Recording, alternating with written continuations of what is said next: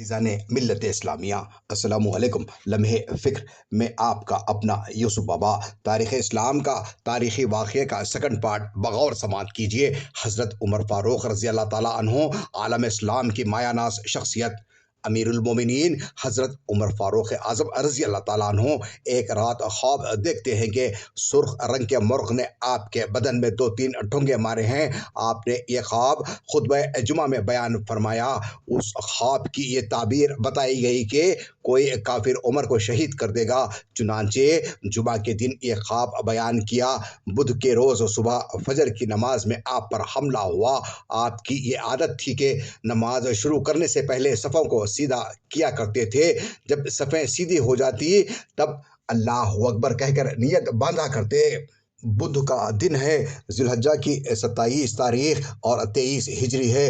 نماز فجر کی جماعت کے لیے صفیں لگ چکی ہیں۔ خود حضرت عمر نے حسب معمول صفوں کو سیدھا کیا، اللہ اکبر کہہ کر نیت باندھ لی۔ اس صف میں شامل ایک مشرک مجوسی آتش پرست ابو لولو فیروز نے آپ کو حالت نماز میں زہر آلود خنجر سے امیر المومنین کے پیٹھ پر 6 وار کیے۔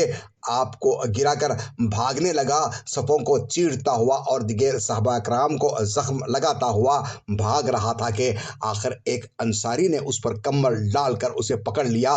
جب اس ظالم نے دیکھا کہ اب تو میں پکڑا گیا ہوں تو میرا انجام بھی برا ہوگا، تو اس نے اپنے ہی خنجر کو اپنے پیٹ میں کھونپ لیا اور اپنے آپ کو موت کے گھاٹ اتار لیا۔ امیر المومنین نے حضرت عبد الرحمن بن عوف کو نماز پڑھانے کا حکم دیا۔ جب نماز ہو گئی تو حضرت عمر نے حضرت ابن عباس سے فرمایا کہ اے عباس، دیکھو تو مجھے کس نے قتل کیا ہے؟ ابن عباس نے عرض کیا کہ ایک آتش پرست مشرک نے جس کا نام فیروز ہے۔ یہ سن کر حضرت عمر رضی اللہ تعالیٰ عنہ نے فرمایا کہ اے اللہ، تیرا شکر ہے کہ میری موت کسی کلمے گو شخص کے ہاتھوں نہیں ہوئی۔ زخم اتنا شدید تھا کہ شربت، دودھ، شہد، جو بھی چیزیں کھلائی پلائی چٹائی جاتی وہ پیٹ میں لگے زخم کے راستے سے باہر آ جاتی۔ جب آپ کی حالت زیادہ بگڑنے لگی تو آپ نے اپنے صاحبزادے عبداللہ سے فرمایا، بیٹا تم ام المومنین حضرت عائشہ صدیقہ رضی اللہ تعالیٰ عنہا کے پاس جاؤ، میرا سلام کہنا کہ عمر نے آپ سے اجازت چاہی ہے کہ آپ اپنے حجرے میں نبی کریم صلی اللہ علیہ وسلم کے پیروں میں دفن ہونے کی اجازت فرمائیں۔ چنانچہ جب حضرت عبداللہ حضرت عائشہ صدیقہ رضی اللہ تعالیٰ عنہا کے پاس آئے تو کیا دیکھتے ہیں، ام المومنین حضرت عائشہ صدیقہ رضی اللہ تعالیٰ عنہا خود حضرت عمر رضی اللہ تعالیٰ عنہ کے غم میں رو رہی ہیں۔ حضرت عبداللہ نے حضرت عمر رضی اللہ تعالیٰ عنہ کا سلام و پیغام عرض کیا تو ام المومنین نے فرمایا کہ یہ جگہ تو خاص اپنے لیے میں نے رکھی تھی، مگر میں اپنی جان سے عمر کی جان کو زیادہ پسند کرتی ہوں، جاؤ میں نے اجازت دی۔ شوق سے امیر المومنین حضرت عمر رضی اللہ تعالیٰ عنہ اس مبارک جگہ پر دفن کیے جائیں۔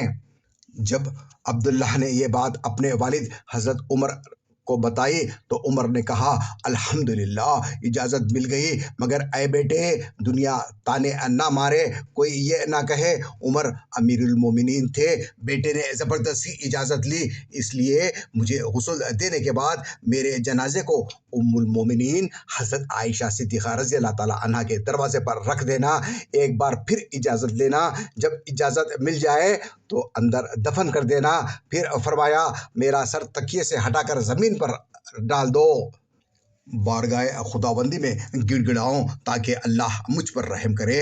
حضرت ابن عباس نے اس موقع پر کہا کہ قسم اللہ کی، میں تو آپ کے متعلق یقین رکھتا ہوں کہ آپ تو برائے نام ہی قیامت کی ہولناکیاں دیکھیں گے، کیونکہ آپ امیر المومنین ہیں، آپ کتاب اللہ کی روشنی میں فیصلہ کرنے والے ہیں، آپ نے قوم کی خدمت کی ہے۔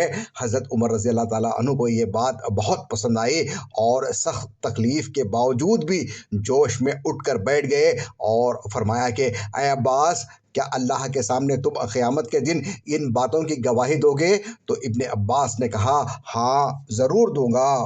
یہ سن کر حضرت عمر کو اطمینان ہوا، پھر کچھ نصیحتیں کیں اور وصیتیں کیں۔ اس کے بعد ایک محرم 24 ہجری کو روح قبض سے انصری سے پرواز کر گئی۔ انا للہ و انا الیہ راجعون۔ پھر آپ کے جنازے کو تیار کر کے حضرت عائشہ صدیقہ رضی اللہ تعالیٰ عنہا کے حجرے کے سامنے رکھ دیا اور بآواز بلند عرض کیا گیا کہ اے ام المومنین، یہ جنازہ عمر کا ہے، حاضر ہے اور پھر آپ سے اجازت مانگتا ہے، اگر حکم ہو تو حجر شریف میں دفن کیا جائے۔ حضرت ام المومنین روتی تھی اور کہتی تھی کہ میں خوشی سے پھر اجازت دیتی ہوں۔ چنانچہ حضرت عمر کے حجر شریف میں نبی پاک صلی اللہ علیہ وسلم کے قدموں میں دفن کیا گیا۔